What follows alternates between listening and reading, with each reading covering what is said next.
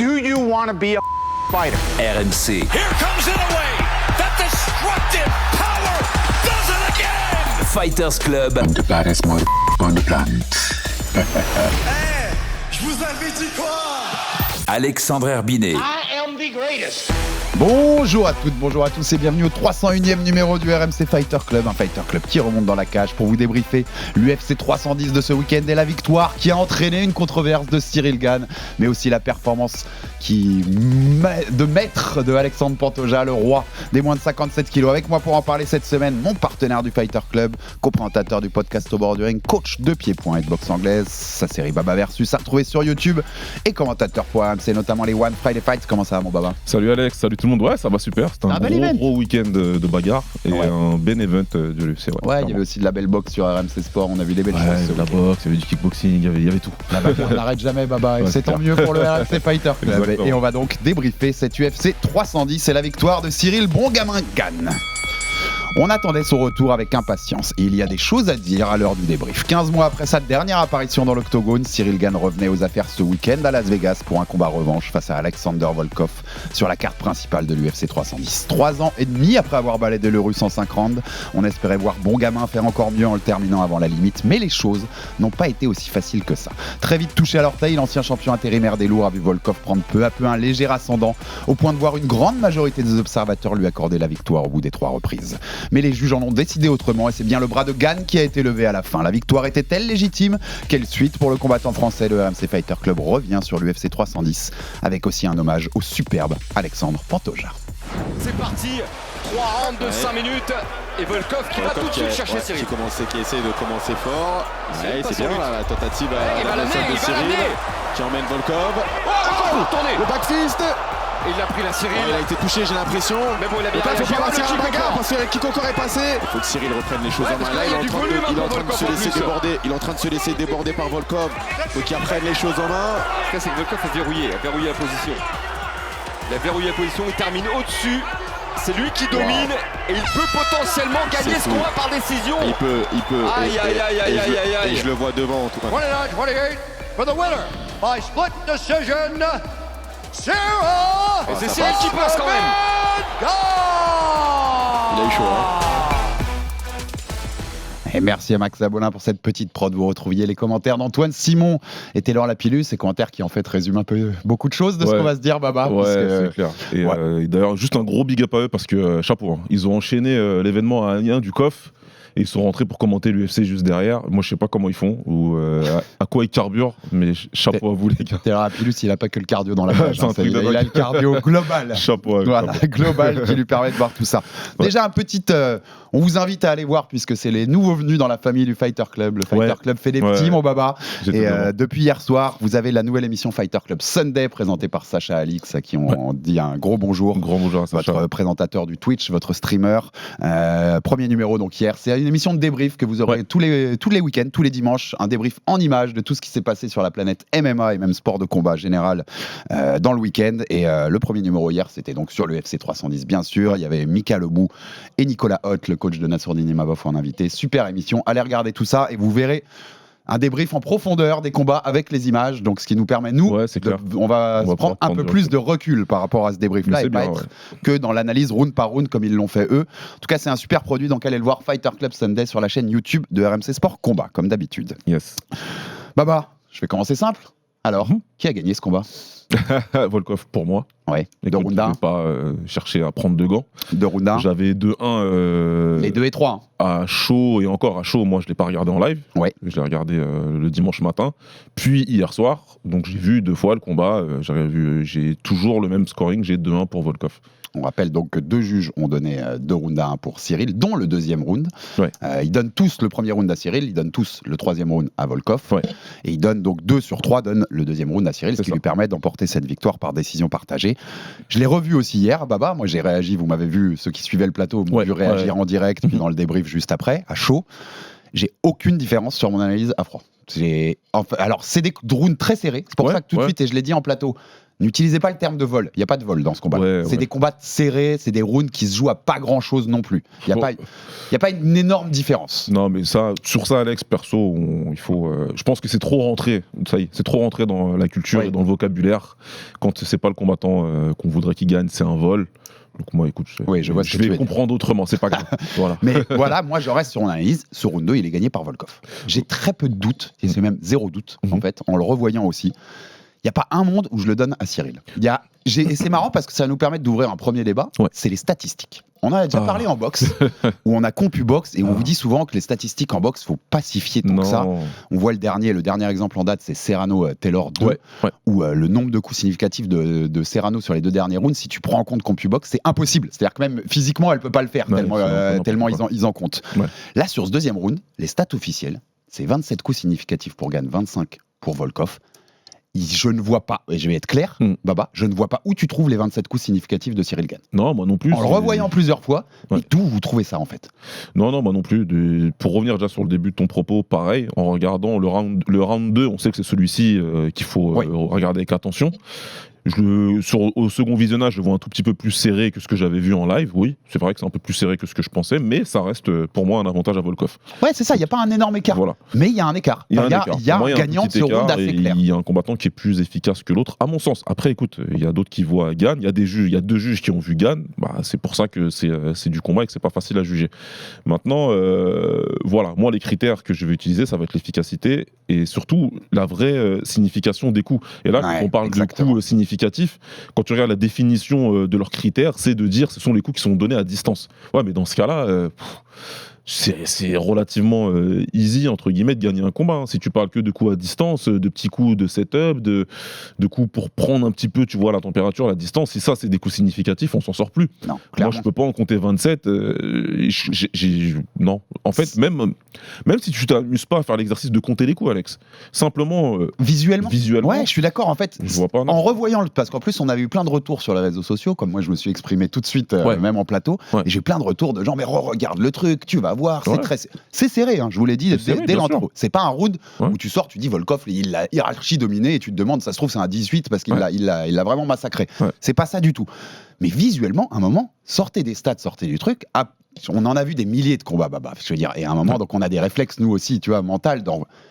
C'est Volkov qui gagne ce round. En fait, sur l'impact des coups, tu vois, c'est Volkov qui gagne ce round, je suis désolé. Non, autant je veux voir, moi, Cyril gagner le combat, et je veux le voir. Voilà, j'ai aucun problème à dire que j'ai un tout petit biais en faveur de Cyril. De toute façon, je m'en suis jamais caché. Ouais, un bon biais même. Hein. On se connaît pas, en plus. Non. Mais simplement, il faut forcer de constater que moi, en tout cas, ce que je vois sur cette deuxième reprise, c'est un Volkov qui est conquérant, c'est un Volkov qui impacte avec ses coups, qui travaille bien et intelligemment en plus. Sur le département du striking, moi je le vois au-dessus.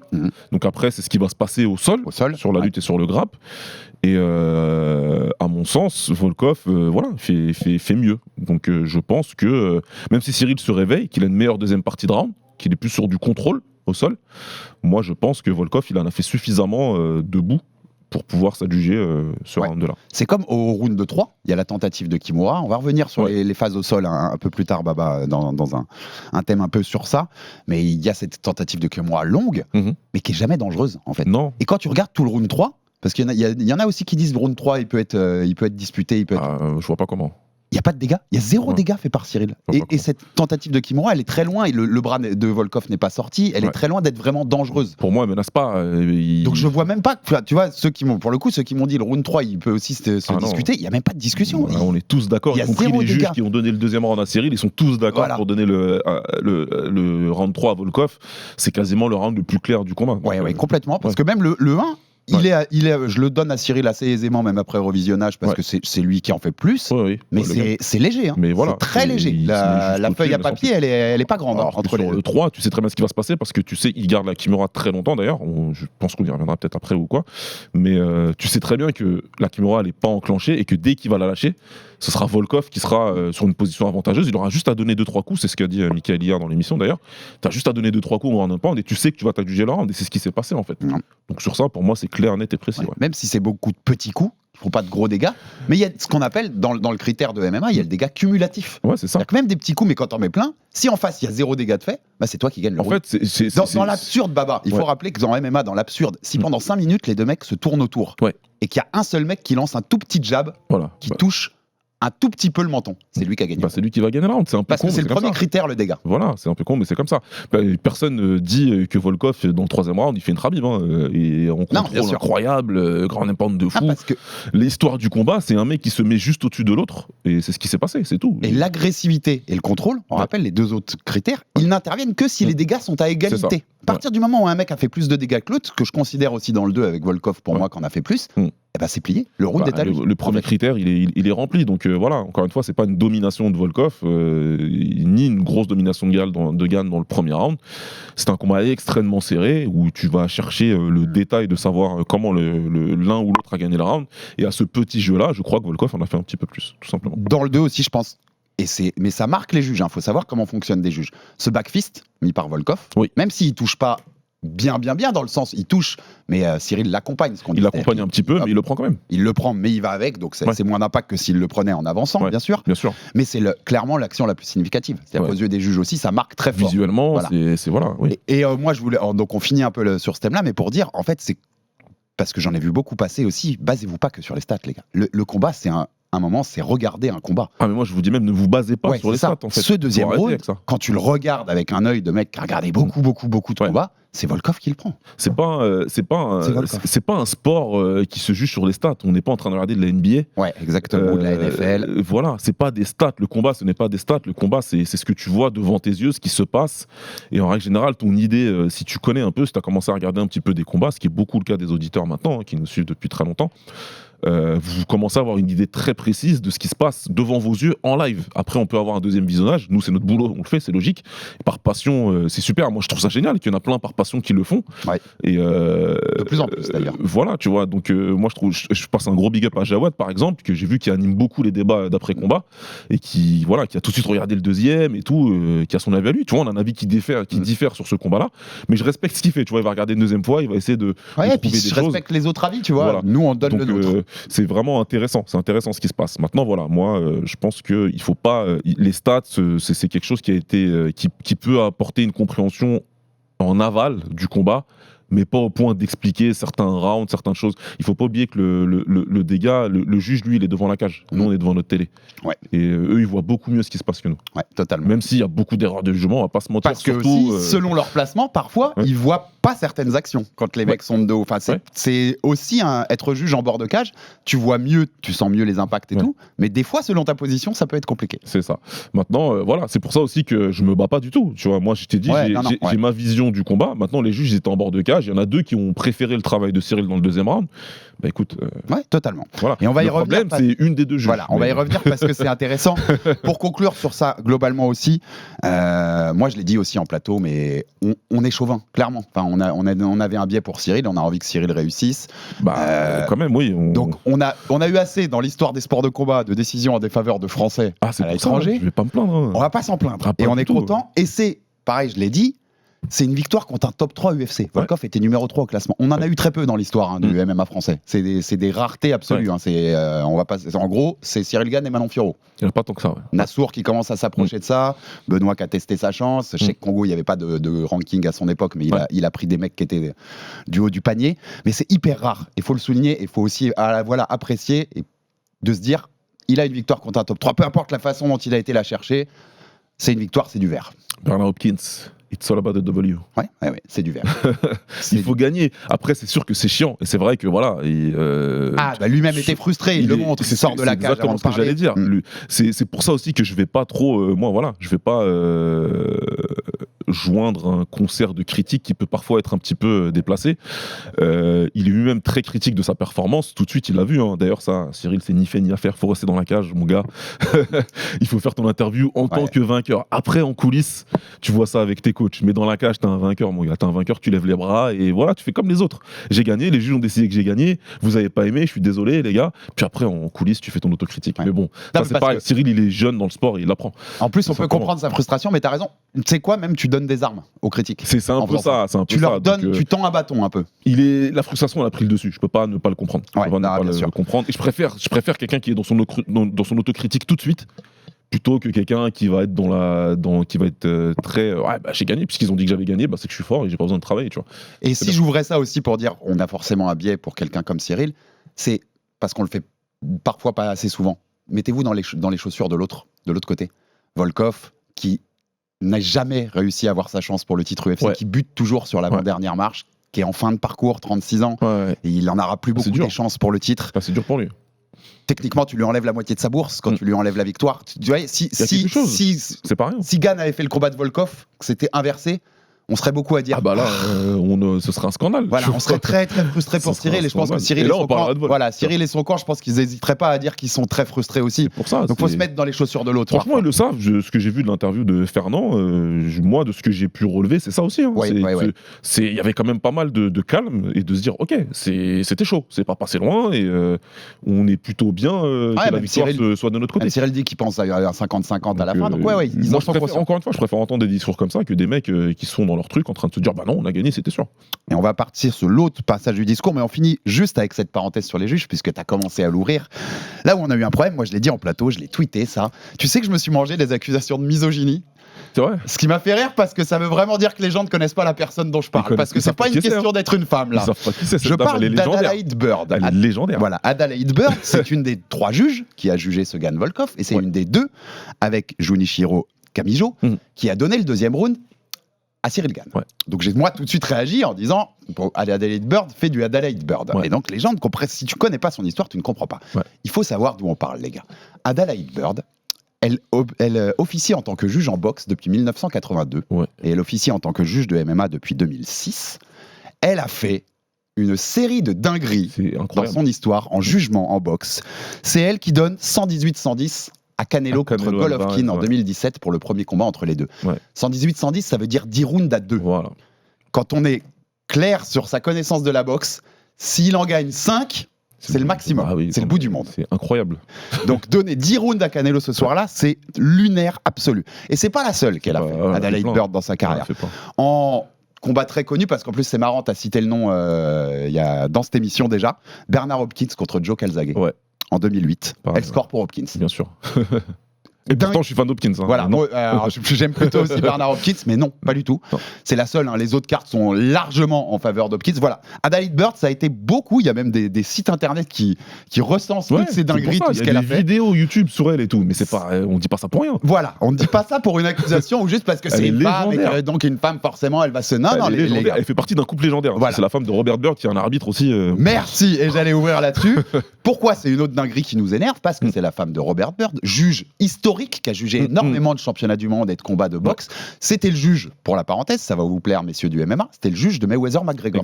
L'arbitre de Mayweather-McGregor. Celui qui a fait un discours improbable à McGregor. C'est ça, exactement. Si vous vous souvenez de cet arbitre-là, c'est lui. Il a été aussi juge. Il est très proche de Bob Bennett, qui est le président de la commission athlétique du Nevada, qui décide quels sont les juges et les arbitres qui officient dans ces combats à Las Vegas. Et en fait, on va être clair, si Adalaïde Bird juge toujours, c'est parce que c'est la femme de Robert Bird. Tout simplement. Et une nouvelle fois, c'est pas une accusation de quoi que ce soit. C'est une amie proche du chef de la commission. Ils sont très proches de Bennett, et que peu importe les dingueries que ces gens-là feront, ils continueront d'être en place. En MMA, si tu regardes, au fur et à mesure des années, elle a de plus en plus de cartes qui diffèrent de ses collègues. Donc plus le temps passe, plus elle fait des dingueries. Je dis, elle était juge de boxe depuis 1982, c'est mon année de naissance, papa. Je veux dire, à un moment, ce genre de juge, là, c'est pas la critique facile qu'on fait. Ça doit bouger. Ça doit bouger. Et c'est une juge de boxe à la base, qu'on a mis dans le MMA. Je sais même pas si elle connaît vraiment le MMA, si elle aime vraiment ça. En fait, ce qui est simple, c'est qu'après la dinguerie qu'elle a fait contre Canelo, avec Canelo Golovkin, où ça a été beaucoup trop, Oui. Finalement, Bob Bennett a dit bon, ok, on va la mettre un peu en retrait pour qu'elle repasse par de la formation. Alors qu'elle juge des combats depuis 82, comme tu le dis, il faut la former 40 ans après. C'est quand même incroyable. Ce qu'ils ont fait, c'est que discrètement, ils leur ont donné d'autres opportunités en MMA où ils se sont dit bon, là-bas, ça va être plus discret, ça va faire moins de bruit et tu vas pouvoir continuer à faire n'importe quoi et prendre ton billet, mais sur du MMA. Sauf qu'ils continuent à faire n'importe quoi, sauf que les combats en MMA, ils sont de plus en plus de profils et son nom, il commence à ressortir ici. Maintenant, ce que je voudrais dire, c'est pas de la misogynie. Volkov, il était peut-être borderline. Je vais pas mentir. Volkov, on a parlé dans la. Et en fait, il dit la moitié de sa décla est bonne. Ouais. C'est-à-dire qu'il dit ils ont fait n'importe quoi en boxe et ils viennent faire n'importe quoi en MMA. Et puis là, il dérive.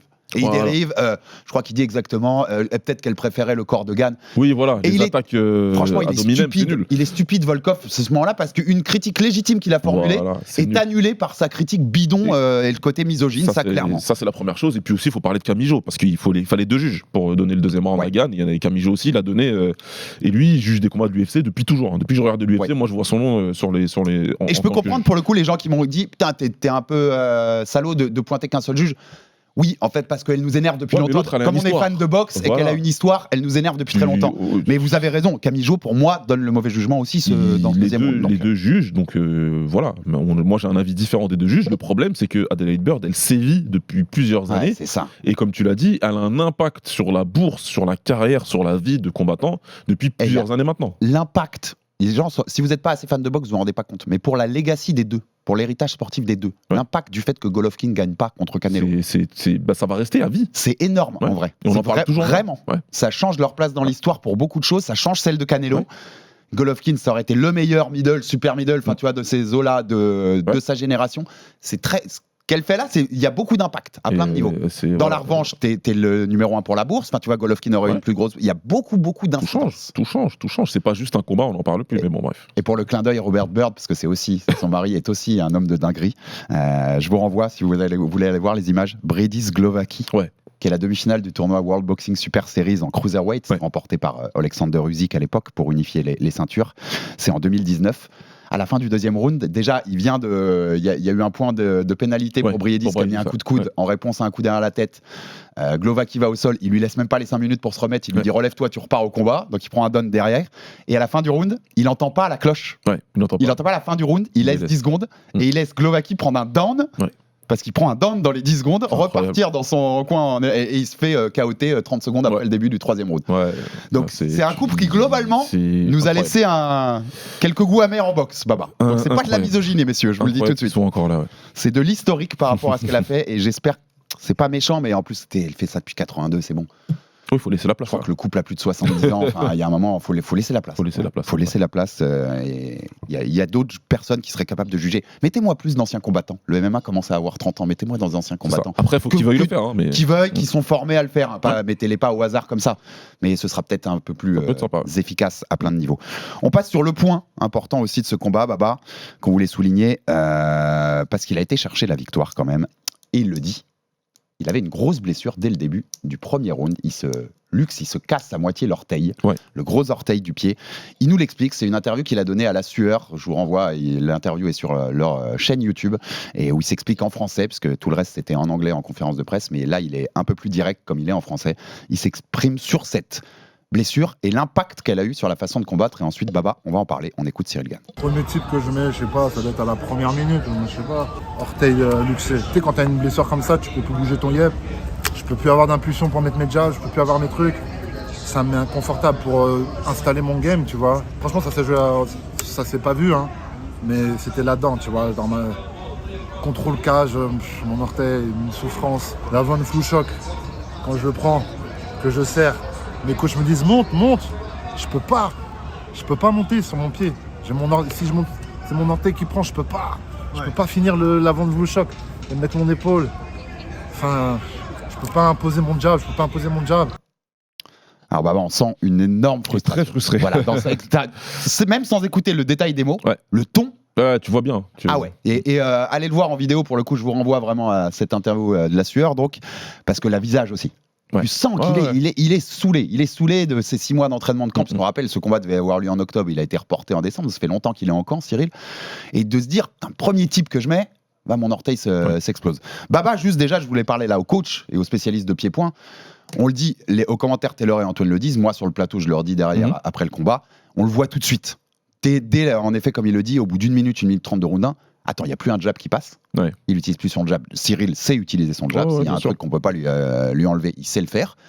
Il n'est pas du tout mobile. Contrairement à cette façon de se déplacer, son jeu de jambes habituel en pied-point, il ne l'a pas du tout, ce qu'il montrait contre Volkov dans le premier et dans d'autres combats. À quel point ça joue? Quand tu te fais l'orteil comme ça, on se rappelle de Cédric Doumbé qui, pour une écharde, c'est une nouvelle fois, c'est l'arbitre qui arrête. C'est pas Cédric qui dit j'en peux plus et j'arrête, mais qui dit ça me dérange. Je peux pas faire mon striking parce que c'est aussi quelqu'un qui a un très beau jeu de jambes, Cédric Doumbé. À quel point ça joue une blessure comme ça et tu ne peux pas faire ce que tu sais faire? Ça joue, la réponse que je vais te faire va peut-être pas plaire à tout le monde, mais ça va vraiment dépendre des personnes. Ça va beaucoup dépendre des personnes. Alors, empiriquement, ça fait mal, évidemment, ça fait mal, donc c'est handicapant, donc c'est chiant. Évidemment que c'est chiant. En plus, là, c'est un truc cassé ou luxé, on ne sait pas encore. J'imagine qu'on saura très bientôt. Pour lui, en tout cas, le résultat, il était même, c'est qu'il ressentait une douleur qui l'handicapait pour pouvoir produire ce qu'il voulait faire lui. Moi, ce que je peux te dire de mes années de combattant et de coach, c'est que ça arrive régulièrement. En tout cas, les orteils, vraiment, même à l'entraînement. Tu vas t'entraîner, tu vas taper dans un coude, tout le monde le sait, le middle dans le coude, c'est, je crois, la pire crainte du Nakmoé ou presque. Et là, tu le sens. C'est chiant, ça. C'est hyper relou, tu vois. Mais bon, après, tu mords dans le protège-dents, comme on dit si bien, et t'essayes de produire ce que tu peux. Donc après, ça va vraiment beaucoup dépendre déjà des combattants et de leur tolérance à la douleur. On va pas se mentir, c'est la vérité. Il y a des gens qui donnaient d'autres exemples, comme Jones qui s'est mis l'orteil de l'autre côté contre Chael Sonnen. Moi, comme j'ai dit, comparaison n'est pas raison, parce que chacun a une gestion différente de ces moments-là. Et Jones, parenthèse sur ce combat-là, qui est très connu pour ça, Jones, il le dit. Il sait que la blessure est tellement hardcore, pour le coup, tu vois, c'est pas celle de Gann, qui sait qu'il va être arrêté. C'est ça, lui, il dit, il faut que je finisse. Voilà, il faut que je finisse. J'ai 4 minutes pour terminer ce mec-là, parce que sinon, c'est moi qui perds, arrêté par le médecin. Moi, la seule chose que je peux faire, c'est constater par rapport à ce que Gann dit et ce que j'ai vu dans la cage.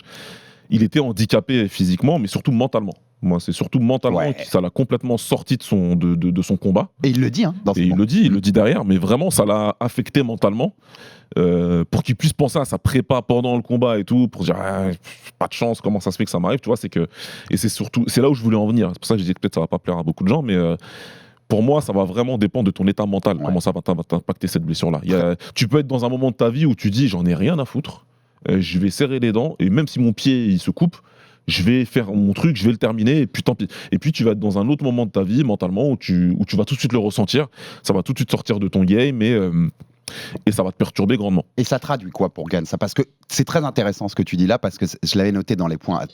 Et en fait, c'est ce qu'est Gann un peu en ce moment. On sait comme il a mal vécu les critiques après John Jones du public. Il en a énormément parlé. On sait qu'il s'est mis un peu à l'écart, médiatiquement notamment, pour plus être au milieu de cette grande machine et se faire moins essorer par ça. Et en fait, je pense que ça joue. Enfin, tu vois ce que je veux dire? Ça fait partie de la mentale de ce mec-là aujourd'hui. Voilà. Et c'est... Voilà, il est comme il est, et c'est Cyril Gann, et c'est normal, après aussi ce qu'il a vécu, on peut le comprendre. Mais en fait, le moindre truc qui sort de ce qu'il avait prévu, ou ce qui sort du positif, il s'écroule total. Moi, je pense qu'en tout cas, ça a joué et il n'était pas du tout dans les mêmes dispositions mentales que pour ses autres combats, que pour le premier combat. Parce qu'en fait, il dit merde, tu vois. Attends, si je perds ce combat à cause de ça, et on va encore m'en mettre plein la tête, alors qu'ils n'auront pas vu que j'étais blessé. Tu vois, je pense que ça joue. Le cerveau, il se met à bouillir de tous les sens. De toute façon, c'est ce qu'il exprime lui-même. C'est ce qu'il exprime lui-même. Vraiment, il était. Je sais plus c'est quoi le mot qu'il utilise dans la conférence de presse en anglais. Il demande même en français à Fernand pour lui traduire. Je sais plus c'est quel mot qu'il utilise exactement, mais ouais, il te le dit qu'il est vraiment perturbé par ça et que ça le sort de son game et que il est assailli par des pensées, etc. Tu vois, donc voilà, moi c'est mon analyse à moi. Il faudrait quelqu'un de plus compétent comme Eric Cara par exemple, le coach mental de Taylor Lapidus, pour pouvoir creuser la question. Moi c'est pas mon domaine, la psychologie du sportif, même si en tant que coach t'en fais beaucoup, t'as pas le choix, c'est comme ça. Moi, de ce que j'ai constaté, de l'expérience que j'ai de la chose, ça peut, voilà, c'est comme à l'entraînement. Tu peux te faire mal au pied sur le premier middle, tu t'en fous parce que t'es dans un délire à l'entraînement là que tu veux donner à fond, et puis d'autres fois, tu arrives à l'entraînement, tu voulais même pas venir, tu viens quand même, tu te fais mal sur le premier middle, tu vois, vas-y, laisse tomber. Tu vas t'asseoir dans un coin et t'attends que ça passe, quoi. Donc, ça peut traduire pour moi le fait que, ouais, vraiment, ce combat-là, il y a beaucoup qui se jouait pour Cyril dans la tête. Il avait beaucoup de pression. Et ça s'est vu. Et c'est pour ça que c'est bien. C'est qu'il ait eu la victoire, bah, c'est tant mieux. Il faudra vite passer à autre chose et se dire, ok, j'ai la victoire. Et passer à autre chose. Et en plus, lui, il dit, j'ai été la chercher, je me suis accroché au mental, c'est le mental qui permet de s'accrocher. Et en fait, c'est ça, tu le mets, ce mental-là, à son crédit, parce que ouais, tu t'es accroché. Et t'aurais pu aussi lâcher, ou te dire, bon, bah c'est bon, je vais le perdre, ce combat-là. Donc tu t'es accroché, t'as ce mental-là. Ouais. Mais t'as ce mental-là aussi, qui t'a, dès qu'il y a eu le problème, t'as entraîné dans des pensées négatives. Donc le mental, c'est un truc très difficile à évaluer, à jauger, c'est très fluctuant. Et des fois, il va te jouer des mauvais tours et des fois des bons tours, en fait. C'est exactement ça, c'est compliqué. Donc lui, c'est bien, c'est force. Il a fait preuve de force mentale, il faut pas se mentir. Parce que t'as que deux solutions. Hein. On l'a vu plusieurs fois ce week-end dans des combats que j'ai commentés, que ce soit au One et que ce soit à l'Octagone. Il y a un mec, par exemple, qui a trouvé la porte de sortie. Il a eu une blessure, il a eu un coup derrière la tête, il a dit, je continue pas, tu vois. Tu peux me dire ce que tu veux.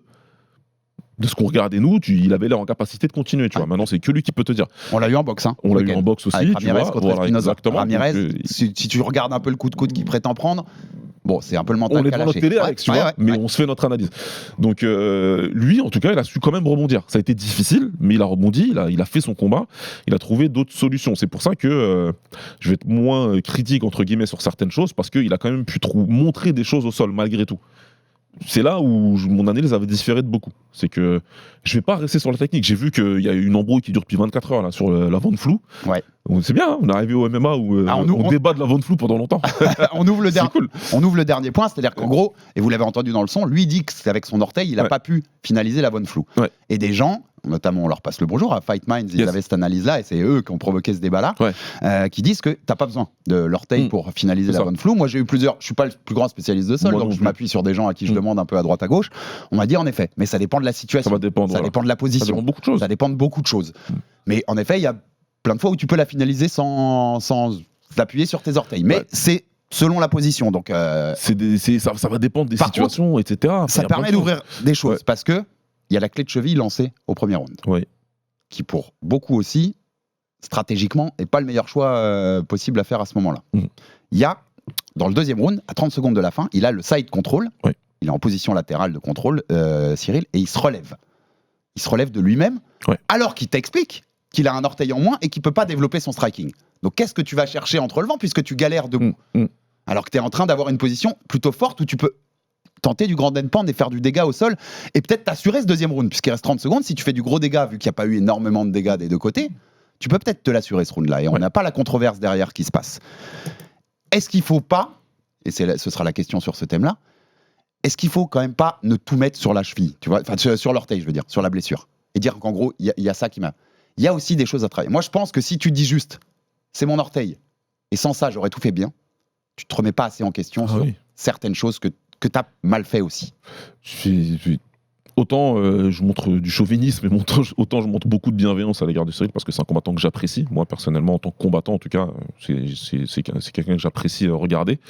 Autant, moi, je trouve qu'on a trop parlé déjà de son orteil. Beaucoup trop. C'est un fait de combat. Ça s'est passé dans le combat, ça s'est pas passé en préparation ou à l'échauffement. Qui arrive à plein de gens dans plein de combats. C'est quelque chose que tu dois gérer, c'est quelque chose que quand tu arrives dans la cage, tu sais que ça va.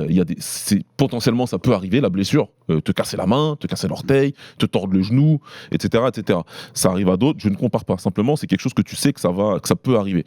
Ça, c'est la première chose. Une fois que tu es parti de ce constat, les choses que tu as citées, et c'est mon problème avec la perf de Cyril de samedi, de dimanche, c'est que. Les prises de décision ne sont pas associées à la blessure à l'orteil. Non.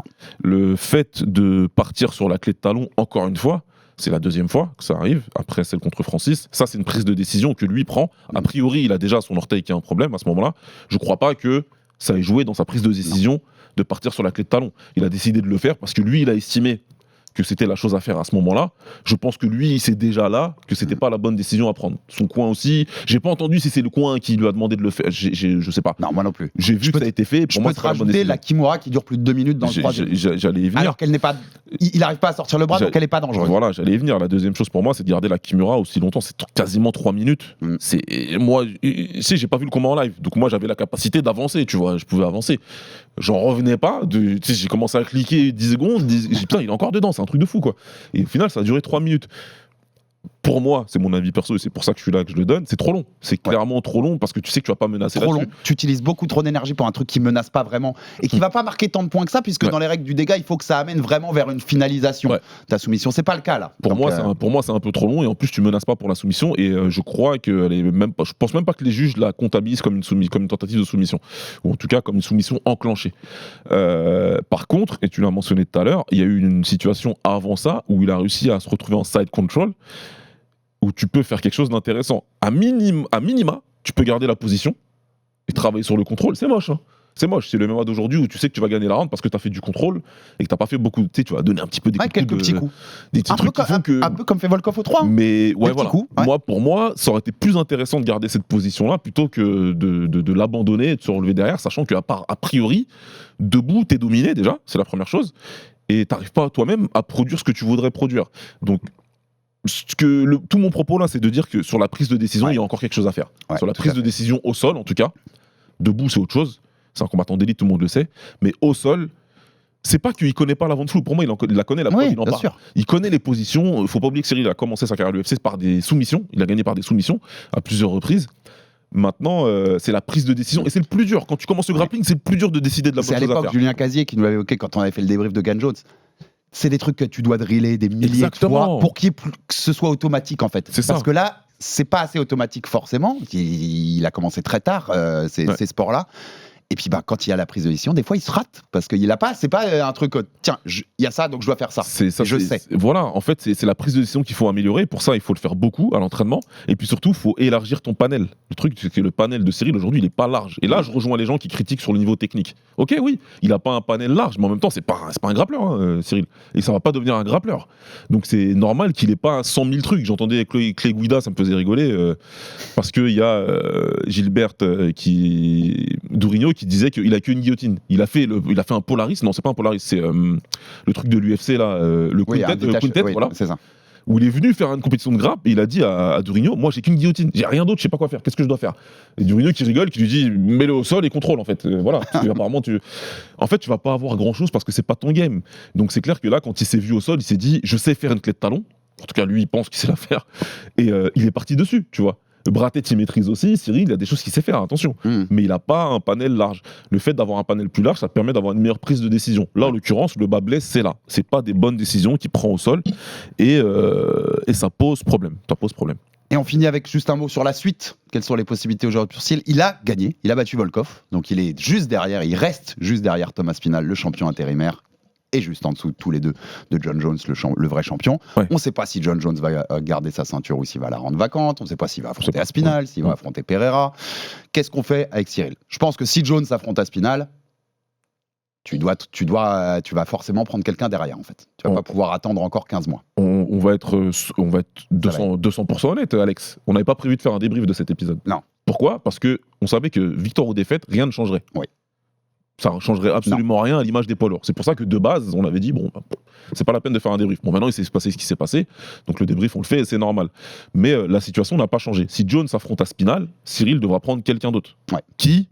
Blaise, Pavlovich, voilà. Il y a des mecs genre de nom. Il y a des mecs à prendre et de toute façon, il n'y a pas de chance, un mec qui sera derrière lui. Trilogie contre Volkov. Sinon, il y a des Vu que l'UFC, Dana White a été voir Volkov en lui disant moi je t'aurais donné gagnant, il s'est à moitié excusé, machin. On a vu la réaction de Volkov en conf. Voilà. Pourquoi pas en fait si t'as Jones Aspinall, pourquoi pas la trilogie? Moi, je pense que l'UFC va travailler à fond sur le Jones Aspinall. C'est ce que Dana White veut le plus possible. Hein. Il va essayer de le faire. Et auquel cas, moi, je pense que oui, tu fais une trilogie et tu la fais en 5 rounds. Tu les mets en main event et tu fais vraiment 5 reprises. Il faudra 5 reprises pour départager les deux combattants. Et je pense que il y a des chances que c'est ce qui attend de Cyril, tout simplement. C'est comme ça, c'est l'image des poids lourds à l'escalier aujourd'hui, on en a fait le constat plein de fois, toi et moi, ça n'a pas changé. On verra ce qui va se passer, tout dépend de Jones, tout dépend toujours de Jones, et on verra ce qu'il va faire. Et la parenthèse, c'est que le clan, et si bien sûr Jones affronte Pereira et qui met la ceinture vacante, tu vas faire Cyril contre Aspinall. Ce sera ça le combat pour la ceinture. Si jamais ce sera les deux premiers du classement. C'est comme ça. Cyril il s'est mis en position de le faire et je vois pas pourquoi on le ferait pas. Et je pense même qu'après ce combat-là, Aspinall il s'est peut-être dit finalement je vais le faire parce qu'en vrai j'ai l'impression que je suis au-dessus. Ouais, Donc ça peut peut-être. Là, sur des prises de décision au sol face à un Aspinall, ça peut faire mal. Pour le Ah, ça sera. Ouais. Tout le monde constate que là, l'écart s'est peut-être creusé entre les deux. Et c'est pour ça aussi que je voulais juste finir rapidement sur ça, parce que on a beaucoup parlé de Gane et tout le monde parle que de Gane depuis hier. Moi, je voudrais parler de Volkov aussi, tout simplement en une minute, que dire que Volkov, il est parti le chercher, ce combat-là. Ouais. Il le gagne pas sur le papier, mais. Il nous a fait mentir, toi et moi, Alex, tout simplement. Totalement. On a pensé qu'il n'avait pas suffisamment progressé. Il a montré beaucoup de progrès. Dans son game plan, dans son game plan, dans ce qu'il la fait. manière Ouais, je suis d'aborder le assez combat. Debout, il a bien là-dessus. géré. Ouais. Ouais, bah écoute, on fait de l'analyse. Hein. Ouais, bien sûr. Tu vois ce que je veux dire? Mais moi, Total. ce qu'il a montré, c'est qu'il a bien géré, même debout, il a très bien géré avec ses jambes. Il a utilisé ses low kicks, ses middle, il a très bien travaillé dans le clinch, dans la lutte. Voilà, il a montré une belle opposition et c'est pour ça que Cyril il a galéré. C'est parce qu'il avait un adversaire de qualité en face. Et la conclusion de la suite, quand même, parce que pour le coup, Gane, comme son clan, ont évoqué eux au micro John Jones. Pour le coup, j'ai presque envie de leur dire, je pense que là, vous rêvez un peu trop. même si Cyril battait Aspinall, je pense pas que John Jones refasse Cyril Gane. J'ai pas l'impression que c'est l'envie. John Jones, il veut que des gros money fights. Et aujourd'hui, je suis désolé, Jones Gane, c'est pas un money Je fight. pense pas que ce soit un vendeur, oui, je crois pas. Après, il a raison de demander. Hein, Ouais, bien sûr. Ça, non, mais ça, c'est pas. Mais tu vois, j'y crois pas des masses. On passe rapido à Pantoja parce qu'il fallait rendre hommage quand même cette victoire contre Kaya Sakura qui faisait ses débuts à l'UFC. Soumission dès le deuxième round. Kaya Sakura, il est parti. Le flambeau au vent, il a voulu envoyer du genou dans tous les sens. On sait que sa qualité de genou, mais il cherchait ce highlight, Kaya Sakura. Il cherchait cette grosse victoire. Et Pantoja l'a complètement dominé, on va pas se mentir. Il l'a dominé. Combattant incroyable. Bah, c'est tout ce que j'ai envie de dire. Il a pratiquement effacé tout le top 10 des moins de 57 aujourd'hui. Si on regarde, il n'y a que 3-4 noms qu'il n'a pas battus. Sinon, il les a tous battus. On disait avant cette émission, il n'était pas dans le top 10 pound for pound de l'UFC. Non seulement vous allez le rentrer là-bas, mais vous allez le rentrer dans le top 5.